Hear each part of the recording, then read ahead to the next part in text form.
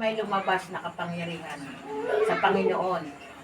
Yung kapangyarihan ng Panginoon na naramdaman ng babaeng iyon ayon sa kanyang pananampalataya.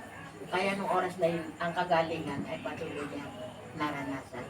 Ang kailangan lang po sa atin kung sa katulad nga po ninyo may kaunting karamdaman, ang kailangan lang po yung hingin natin sa Panginoon yung lubos na kagalingan, lubos na pagtitiwala sa Panginoon. Higit sa lahat yung pananampalataya sa Panginoon. Dahil nakita po natin dun sa babae na 12 taon na dinurugo, subalit na nagpalataya siya sa kapangyarihan ng ating Panginoon. Iyon po yung nais ng Panginoon sa buhay mo, Brad, na ang kailangan lang po ay manampalataya ka, panghawakan mo, ito po ay gagaling, ang kagalingan na magbubuhat sa Panginoon. Yun po yung nais ng Panginoon. Yung nanonood